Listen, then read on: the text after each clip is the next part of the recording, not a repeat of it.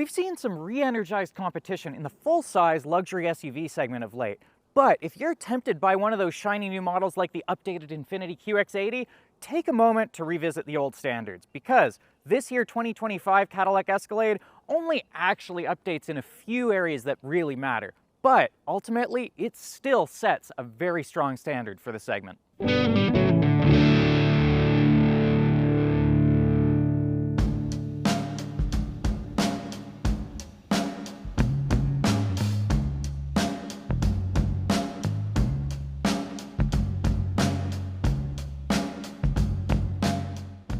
Hard to believe that it's been some 26 years since the Cadillac Escalade stepped onto the scene. Back in those early days, you could get away with a lot. Most of these early premium luxury SUVs were just regular gussied up SUVs with some leather and a chrome grille and a bit of marketing around them. That's still the case, of course. This is a Tahoe, a Denali underneath, and it still feels in many ways like it. But automotive technology having advanced so far, there is so much more distinction from those base donor models in this than there was in the days of old. This here 2025 Cadillac Escalade is a pretty high flyer. It's the Sport Platinum model, and that gives us pretty well most all of what you could hope to find on an option sheet. With that, we're getting a taste of all that is available here. But that's not to say that you're gonna need all of it.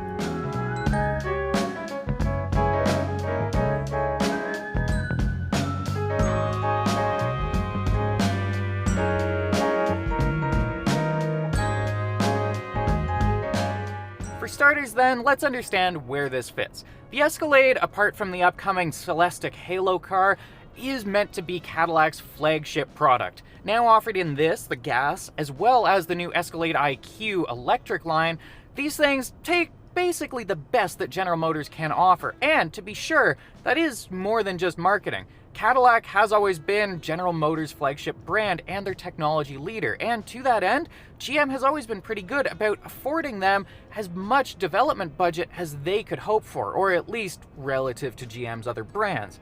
As a result, much like the S-Class used to be when Mercedes actually cared, these things tend to show the best of what General Motors can do, as well as what's ahead to trickle down into other product lines.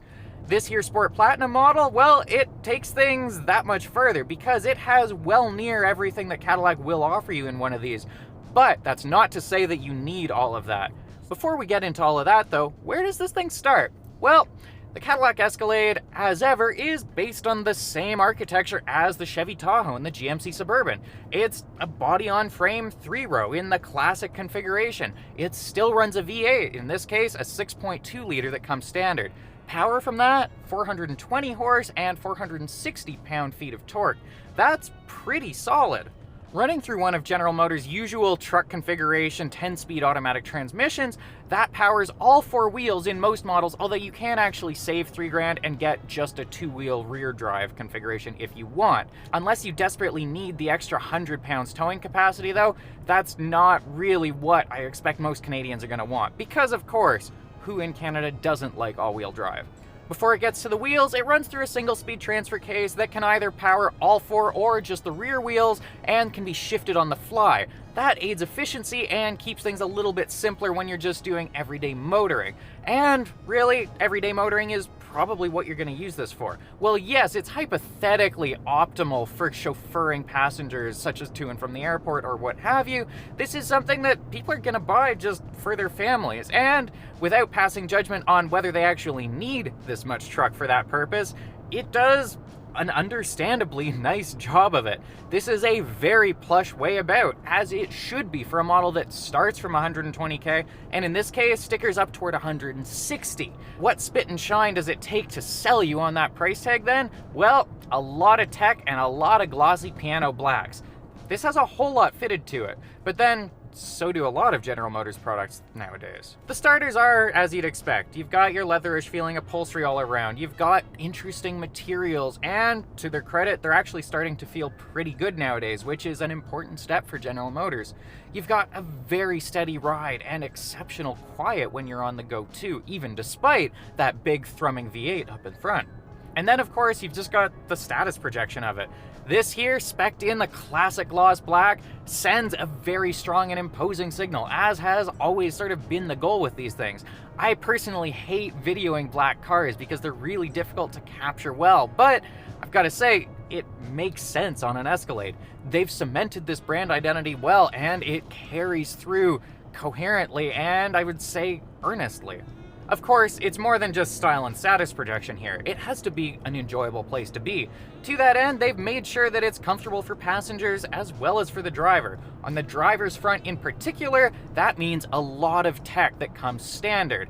Making this massive vehicle easier to live with, we've got a standard 360-degree camera. We've got parking assistance, which will automatically squeeze it into tight spots. We've got plenty of speakers, 19 as standard, or an optional 36 or even up to 40 speakers depending on how you spec it. And then we get this massive dash here. Now, I personally am not a fan of digital dashes. I find them to feel a little bit cheap at times because of course it saves them the cost of actually manufacturing physical buttons and all of that. You can just make a digital interface and it's as many displays as you want to pack in.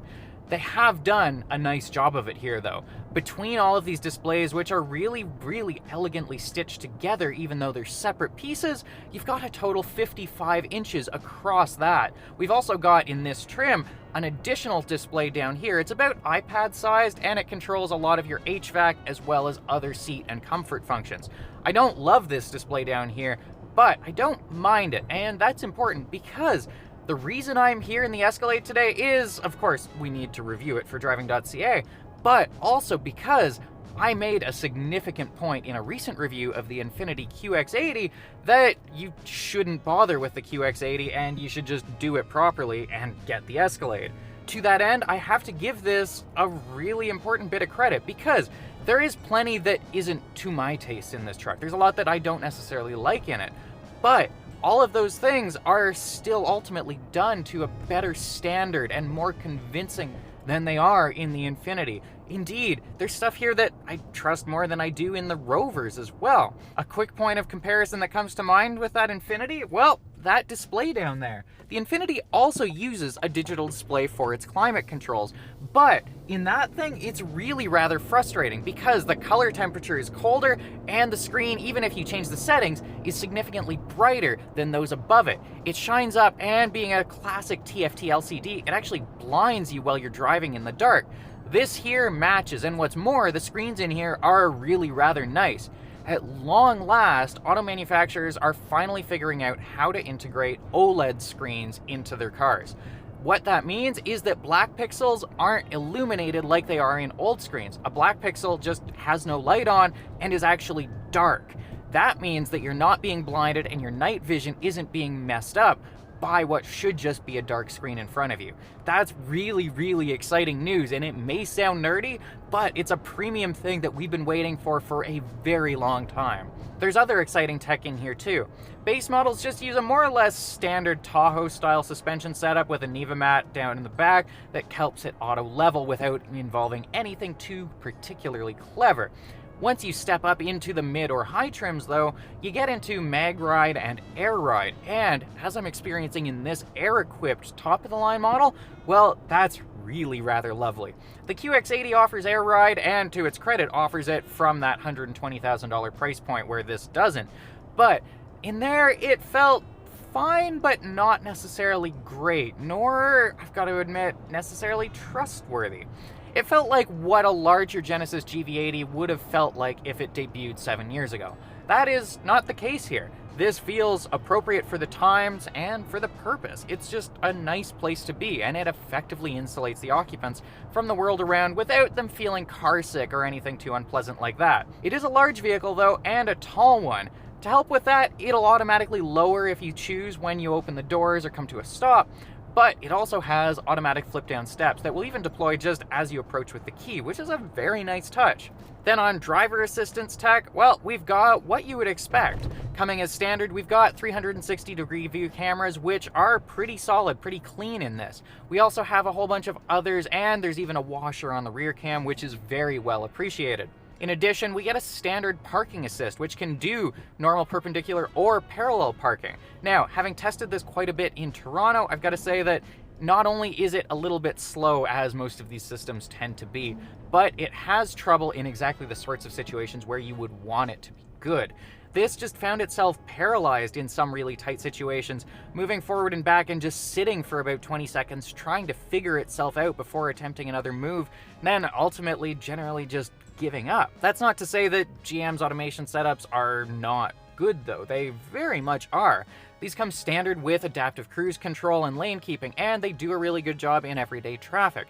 Then on top of that, on pre-mapped highways, while you're still within that 3-year trial period, or if you subscribe beyond that, you've got GM's Super Cruise. Now, I like this more than Ford's Blue Cruise. It is a very nice setup.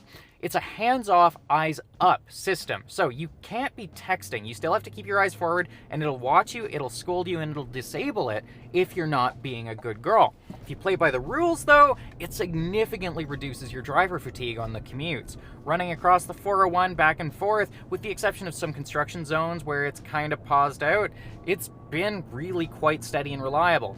Also steady and reliable are the way that it executes lane changes. It does, I would say, a better job of this than Hyundai's Highway Drive Assist, which is, in a lot of ways, one of the better systems out there. Relaxing with Super Cruise on the highway then, I've been able to enjoy the stereo in this thing because this has the optional upgraded 36 speaker AKG system. Now, you can get that as a 40 if you've got the rear executive seats, which then also get these front style headrest speakers. But the 36 is plenty, not that the 19 were anything to slouch at that comes standard. Those 19 speakers, they already come with a subwoofer and all the rest, but here with this 36, my goodness. It is powerful. It is not the most impressive in range, however. If you get some really high frequencies, like really loud cymbals, you will start to hear them muddying even from lower to mid volumes. That said, Cadillac knows their target market here, and it's very bassy, and there's a lot of power in that amplifier just to crank the volume as loud as you want, quality be damned. Now, frequencies, they may have their shortcomings, but dimensionality is something that's really well done with this setup.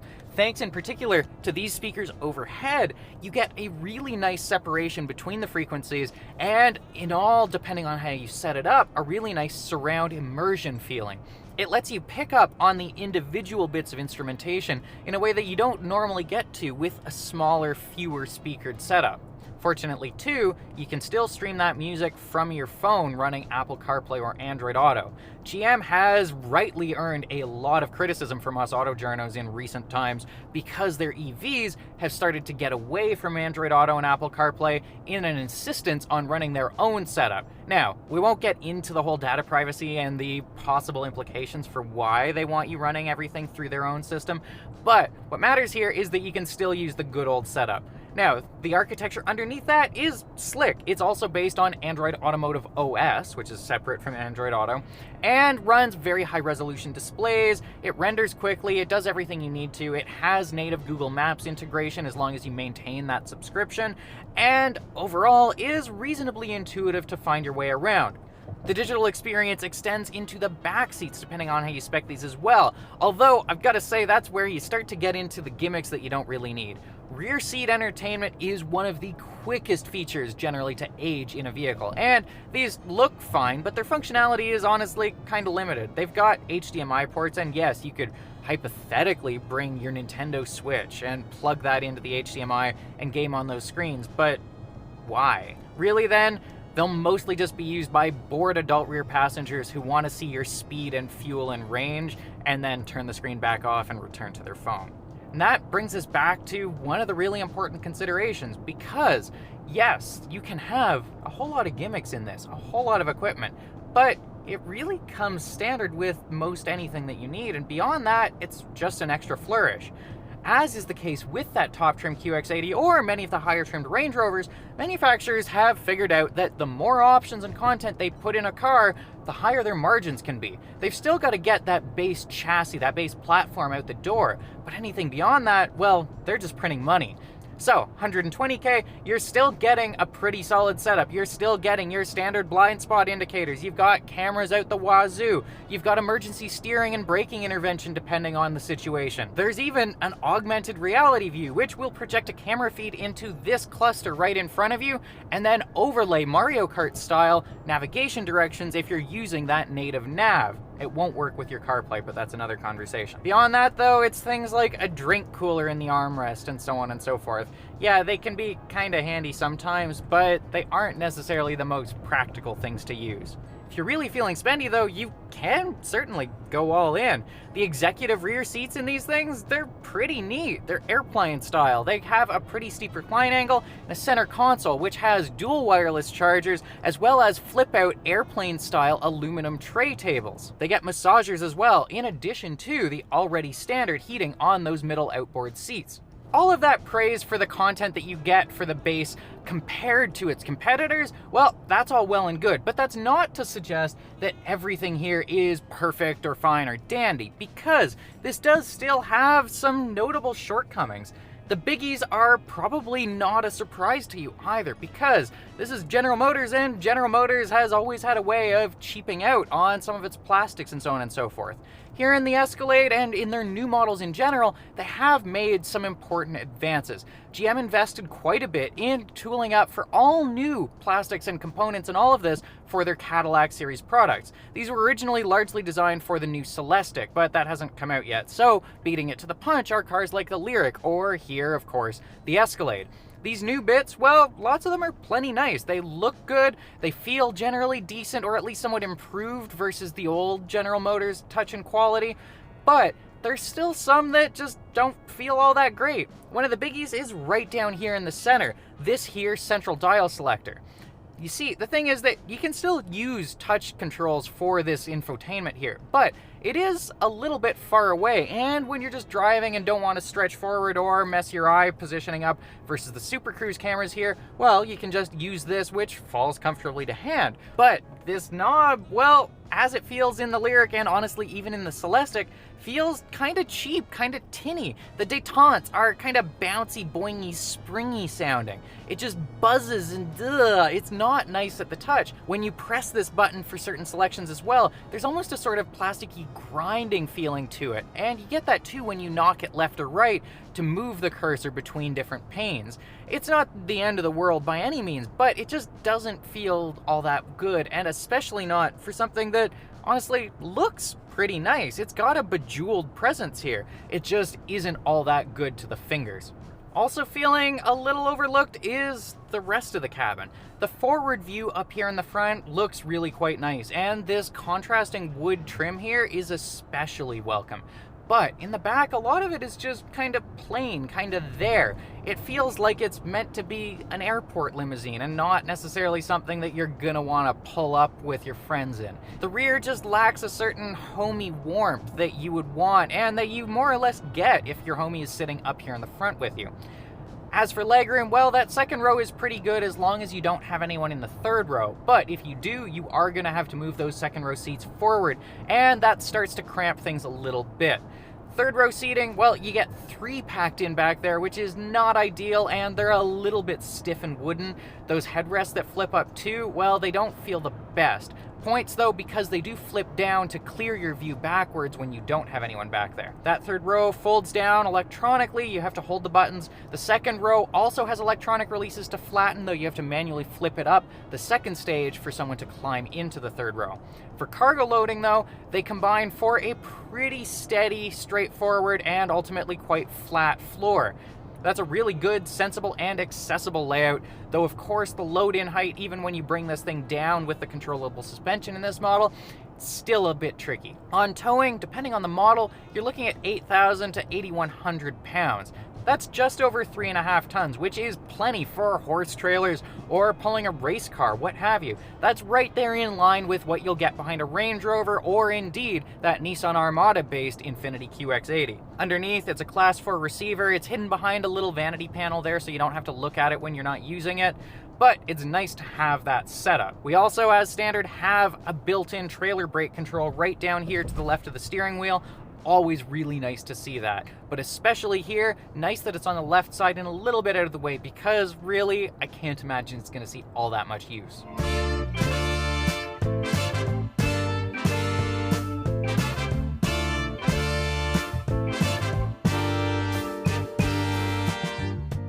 So where does all of that leave us then? Well, Starting from just over $120,000 for the base luxury trim, this is no discount buy.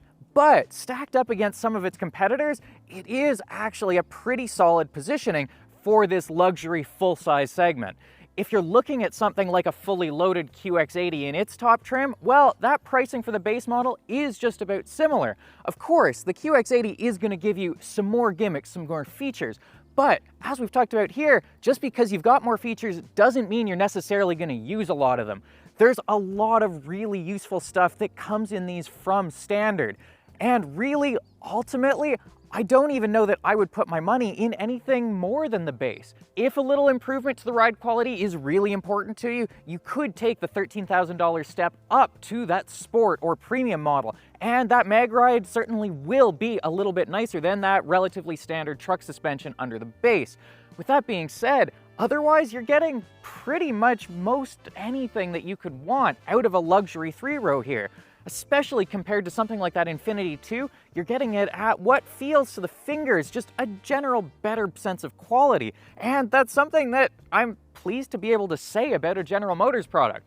They have come a long way. They're still not totally there yet, as we've discussed in some other reviews, but they've done a pretty solid job with this. And with its new updates, it's slicker still.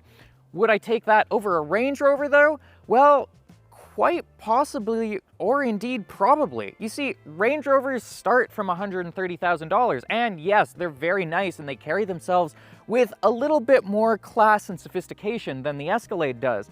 But that $130,000 just gets you in the door, and once you get into the actual options in those, it gets a lot steeper, a lot quicker. If you're in the bracket where that $10,000 step doesn't make much of a difference, well, maybe do consider the Range Rover, or at least take one for a test drive. But if this is just sort of in a comfortable middle ground for you, this probably does pretty well most of what you need. For Driving.ca, I'm Al Alder. For more luxury SUV news, reviews, specs, tests, all the rest, be sure to follow us online.